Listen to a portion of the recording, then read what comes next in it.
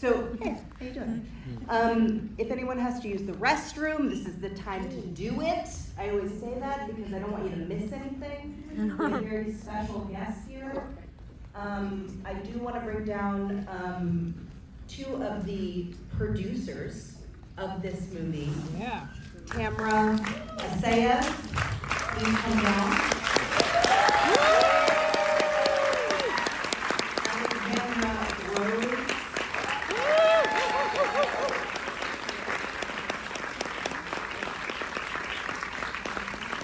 Ladies and gentlemen, Sally Field.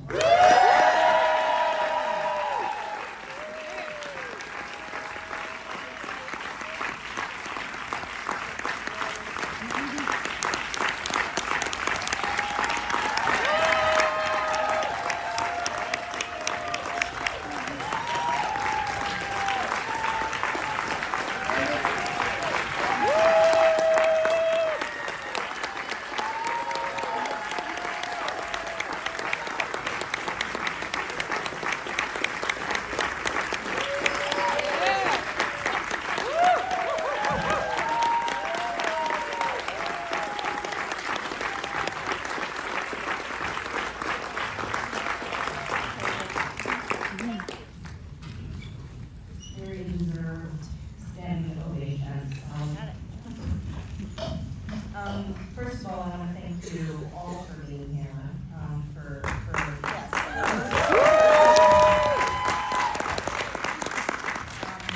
And a perfect way to sort of open up the 50th anniversary Women in Film screening series, and obviously very, very topical. Yeah. I could hear all the like, woo! So, I'm sorry. Never mind. Is someone saying something already, or you're already getting heckles? Okay. So, I'm going to ask the first question actually to the producers, and first of all, I mean, in at the time this was made, you're two very strong female producers. Can you speak to kind of, especially, in this current climate, looking back and thinking about what it was like then to sort of take a sort of controversial subject, in particular this book that you optioned. Can you kind of speak to the process and how that kind of came about? Well, everything we tried to do was difficult. Two young women in the male industry, male-dominated industry, was very difficult. But a political story was almost impossible. Right. Yeah. It was interesting because I had been in film distribution. I met Tamara, who was the budding producer and the first producer in Hollywood to make movies on her credit card. Roger Corman, for whom I worked, was a wonderful supporter of women. All the women in the office. And we got together, decided to do business together, and I had found this article in the New York Times 3 years before, but I knew it couldn't be sold. And then Rocky came out. Rocky came from nowhere, Right. starring nobody, and it was a gigantic hit, and suddenly I said, we have the female version of Rocky. Yeah. The cash register, if very few people, but interesting people, Martin Witt and juniors mind. So, and I'm not going, the agent who put it all together. And of course, Martin Witt, who was right on it. Yeah. So, I can't speak to that. I have to tell the story. Please, and hold the mic like right here. Okay, so Guy McElwain, unfortunately passed away, was our agent. And I think we had dinner one night. Yes. And I said, Alex and I looked at HUD, and Marty Griff would be the perfect director for this film. And he said, it's very funny, I'm going to have dinner with him tomorrow night. Get me a synopsis of the story. So we did, and he had dinner with Marty and his wife, and called me up the next morning, and he said, we were at Warner Brothers. Warner Brothers. And Marty was at Columbia, it was all one walk.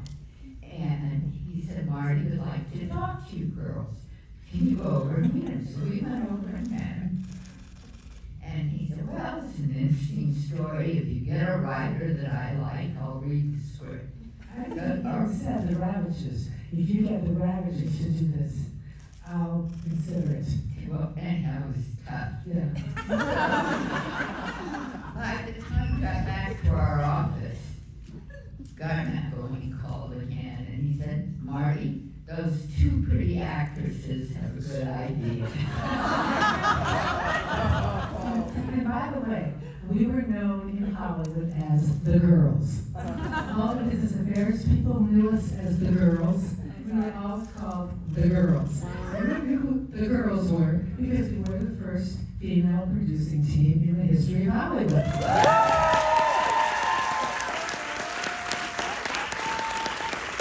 I mean, you're in the right room for that. And then how did you guys, once you had this incredible entity and you started to package this really special story and film, how did Sally feel to come into your orbit? Oh, we're very lucky. We were so lucky. And it was so difficult. Not for a long time. In the first place, how do we get the film financed to begin with and get it written? Guy McElwain's best friend was Alan Ladd Jr., and he was head of production at 20th Century Fox. And that year, Fox had made Star Wars, and they made a lot of money. And Alan Ladd decided he'd take, a flyer on some difficult films. And if we cut our salaries in half, Oh my God. and we had to, it was very good in a sense because we had a gross position to make up the salary, but we had to show as filmmakers, and Marty Ritt also, had to cut salaries in half. Okay. So And the Ravages. And the Ravages, we all did, because we all felt very strongly about the film. Yeah. And we've never seen a penny of our profit, by the way. Finally, we sued.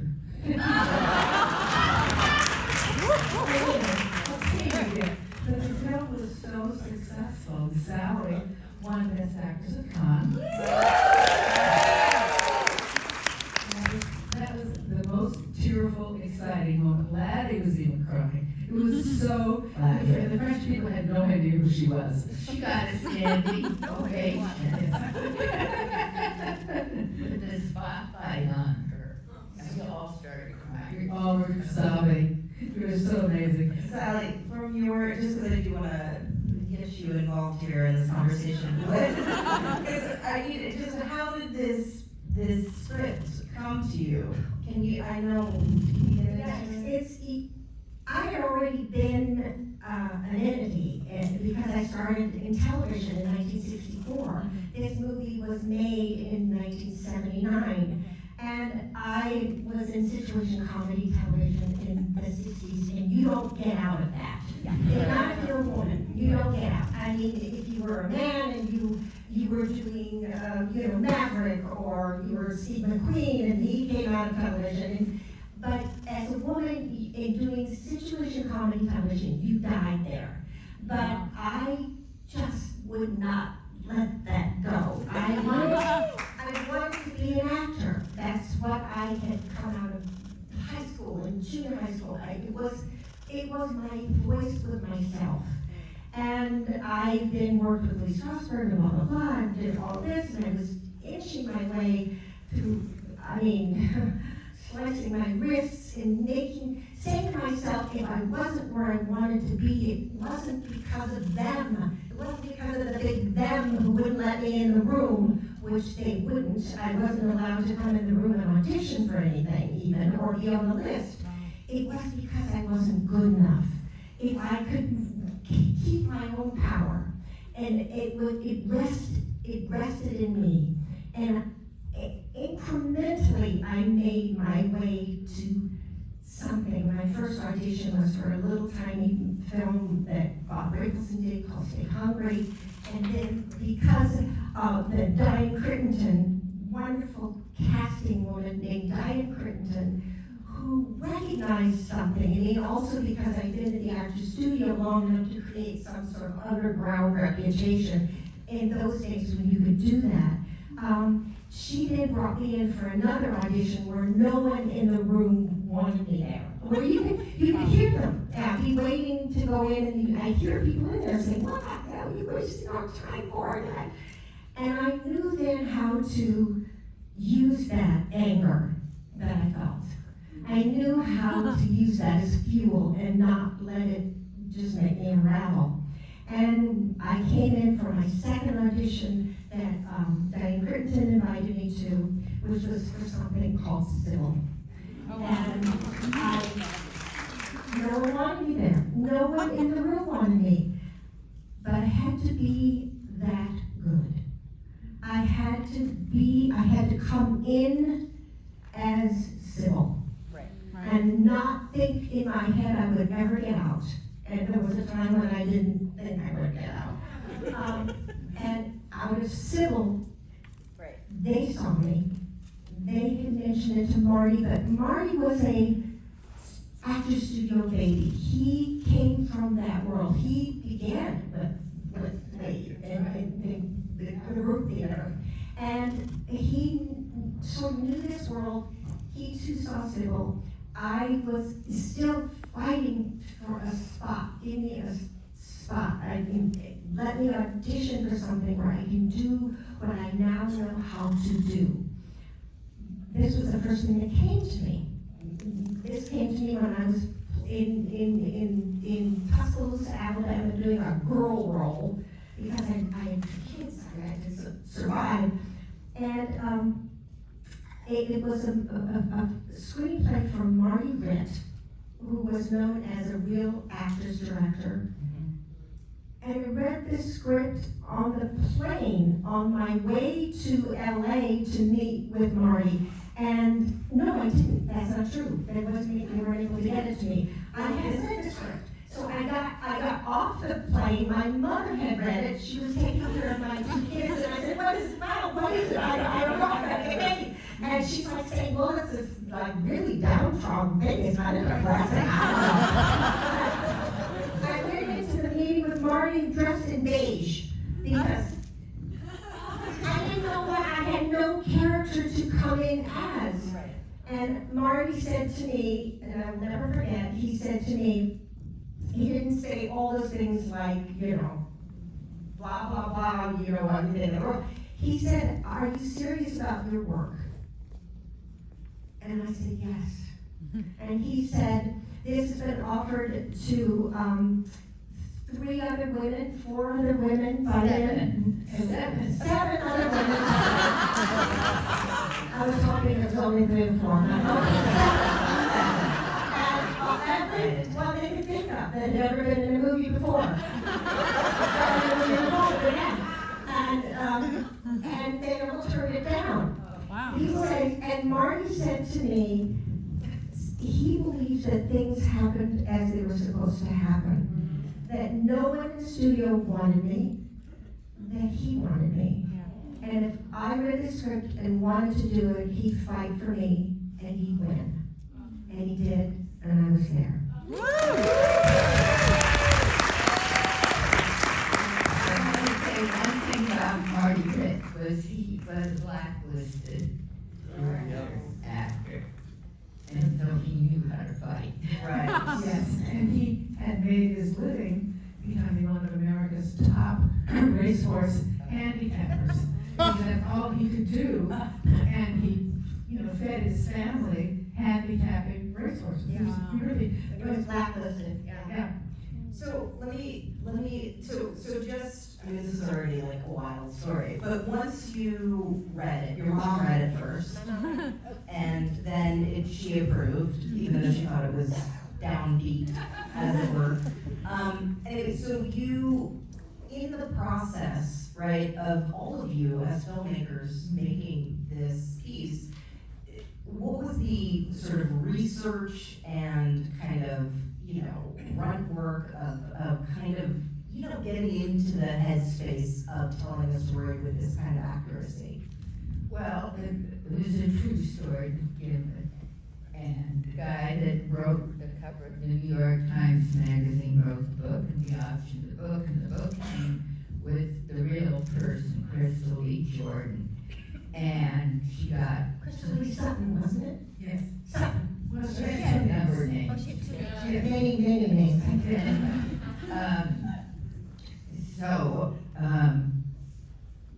We showed Sybil to Laddie and his team, and they said, fine. So we were ready to go. And the Ravages had written this wonderful script. They were a husband and wife team.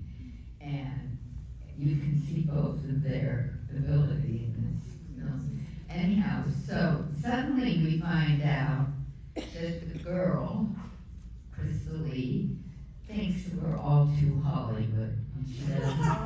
She doesn't want it made. And what happened was Barbara Koppel, who's a brilliant documentary filmmaker, wanted to do a documentary about her and hired lawyers. And so they were going to break the contract. Okay. So Marty and I flew to Opelika. No, we flew to North Carolina.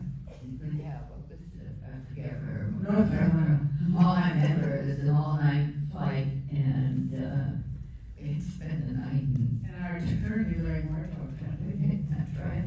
Anyhow, and we were to meet her and show her that who we are and how earnest we were, and we weren't Hollywood. Right.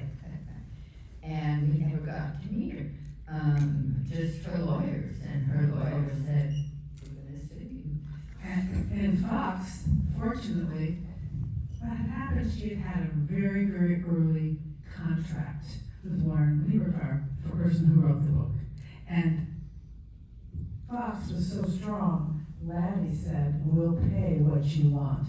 And he made the salary for the book, the option, very high.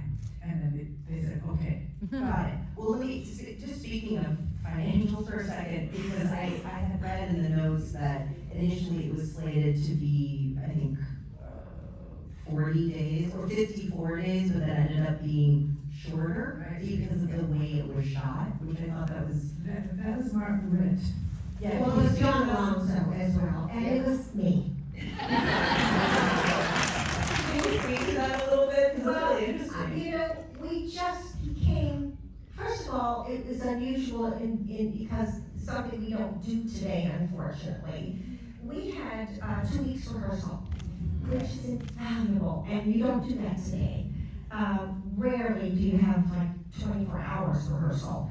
On even the biggest of films. And in those days, we were there in Opelika, and we were living in it. I was working in the mill, I was meeting everybody and hear the language, and we had 2 weeks rehearsal. So we were really ready to go. Yeah. And the fact that John Alonso, the brilliant cinematographer John Alonso, was shooting it all handheld. Yeah. That was all handheld. And Very, very few shots with dollies or any of that. It was mostly Alonso holding that camera on his back, and or his operator, rarely, who's John Toll. Yeah, brilliant cinematographer today. So we were going so fast. Yeah. We were shooting so fast. We knew, Marty knew exactly what he wanted. There wasn't any fluff. He wasn't like doing things in case he needed it. We were there. And sometimes in the day, we would have to slow down. He would say, you know, we were like finished at noon. And he'd say, this isn't good. The studio's gonna think we're just quoting something else. And so we ended up with way less days than we were scheduled to shoot because we were so fast. And $500,000 less. Yeah. Over $6 million. That was a big film. Sure. That was the size, so to knock off $500,000 off that budget was fantastic. And it was Sally and Marty. But 2 weeks of rehearsal on location? Yeah, that's Who what does that? Yeah, we had working there. You said you were, sorry, I just want to clarify, you were able to. I was working, I got to work in the mill. I wasn't very good at it, I must say.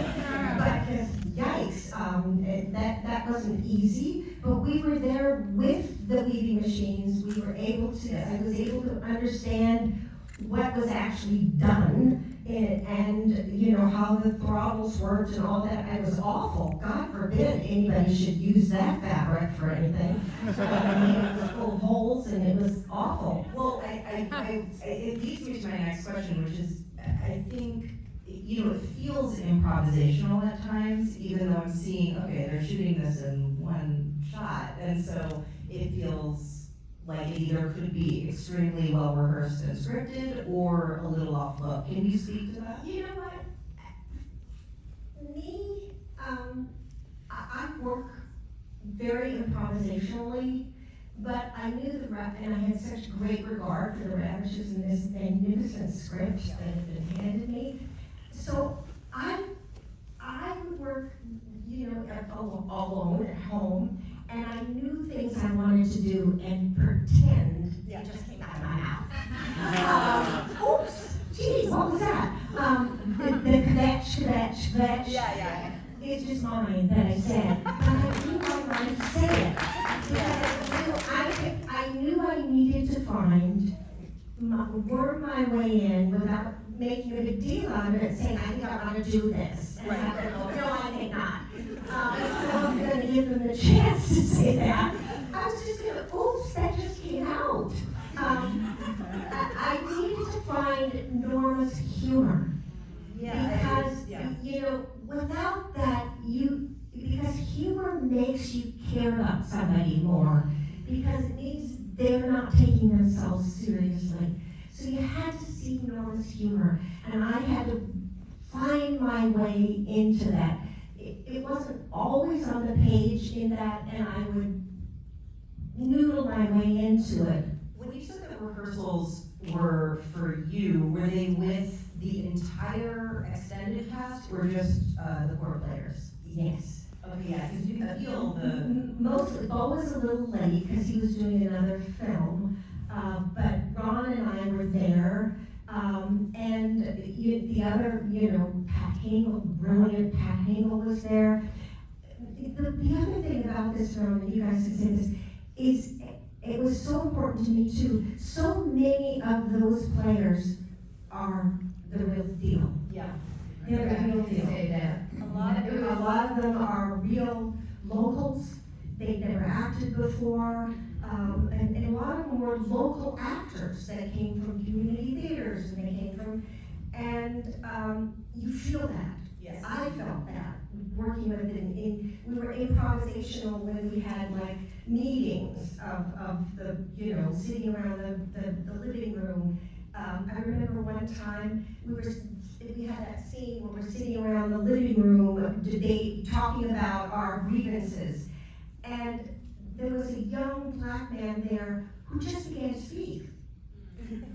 And he wasn't supposed to speak, but he just began to speak because it was what was going on with him.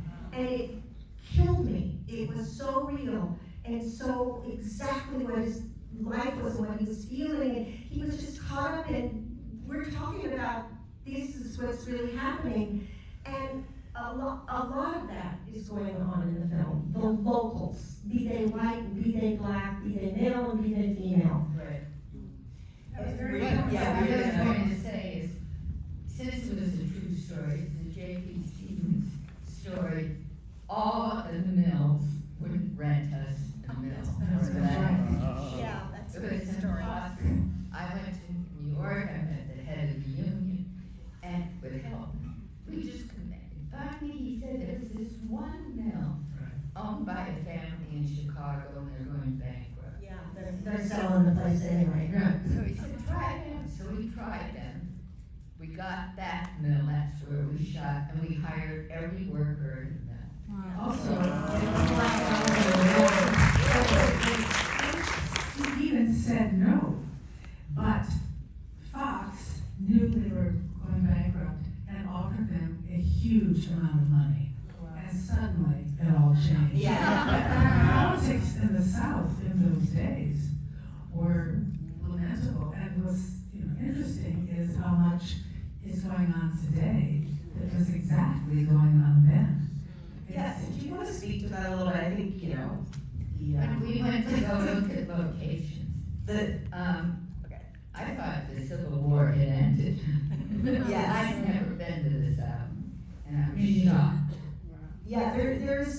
much in this film, culturally, socially, and obviously in the climate that we sit in now with, with the strikes in our industry, but then additionally just thinking about social injustices that seem not far off from where we are. Today, Yeah, affirmative action being turned down. exactly. Just a minute. But Also, when we were shooting, Ron's speech was really important. Yeah. That was a big deal. And we shot that, and because John Alonzo had not wanted to bring a generator, we'd hook up electrical wherever we went. And in that old church, the electrical was faulty, but no one could see that until the film was sent to the lab in Los Angeles, and it had a flicker, like a globe to go on and off his whole speech. So we had to, at that point, beef up the electrical in that church, and Ron had to do the whole thing over again. And when we were working in the church, these two lovely blue-haired ladies came up and said, what do y'all want to do with this ugly old black church? We got a nice white church around the corner. You should shoot it there. I mean, that's the kind of thing that was just common parlance. You know, it was just like that. And I too hadn't been to the South, and it was really surprising to us. Right. But I have to say one thing. When we saw the first tapes, or you send them to the lab, you come back and you look at them, the first dailies, was the scene with Sally saying, what is it, my mother, not my mother, that scene. oh, you mean the first day in the mill? Okay. yes, And we knew that Sally was NORMA RAE. From the dailies, you did that. Wonderful job, we knew she was a star. Well, yeah, I mean, let me just really quickly step back there, but I do, and I will start to close because I know it's late, and I will let you go. But, looking back on it, I know we did sort of watch the movie a little bit towards the end there. I know, 2 seconds of the movie. But, obviously this is an iconic movie, and it, holds and it resonates so much right now.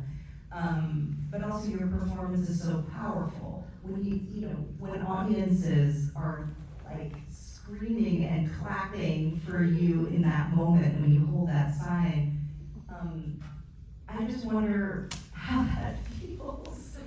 Because being in this audience and thinking that we were gonna get a chance to talk to you, is iconic. And that is you perform that as such a young woman.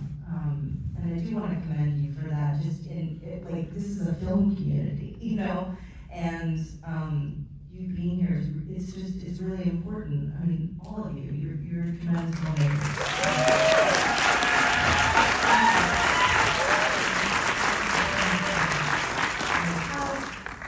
Well, women in film is important.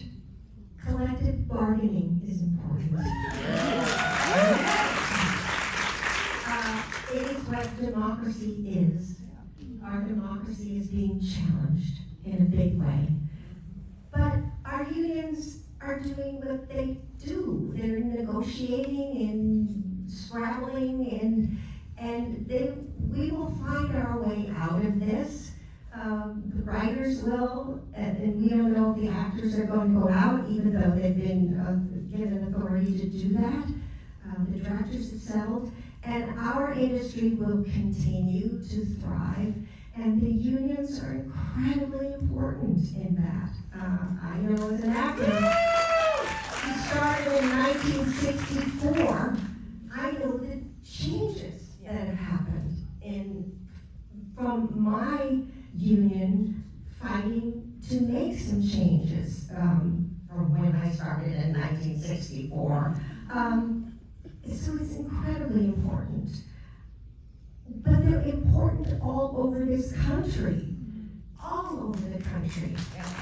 Wherever they are, it's important to have collective bargaining. You can be wrong as a union. You can have union leaders that should be shoved out. Lord knows you can have bad leadership, but you need collective bargaining for the workforce. And we need to have a country. We have to remember we are a country of a workforce. That's the importance of us. That's what a democracy is. So I'm glad to be here for Women in Film. I'm very proud that NORMA continues to be what NORMA is and was. And it boggles my mind, but it feels slightly like it's not me. It's NORMA and not me. When I've been asked earlier to do screenings for the Writers Guild, I worried, and I have such, Lord knows I'd be nowhere without the writers, but I feel very protective of NORMA, and of this character, and I know she represents someone who stood on a table with a union sign over her head. But that's NORMA, that's not me. I hope that I would have the guts to do that, but I haven't as of yet. And I may someday. But not if all of us stand together. I won't need to. I will need to be a NORMA. NORMA will be NORMA. Thank you, everyone, for coming to watch this.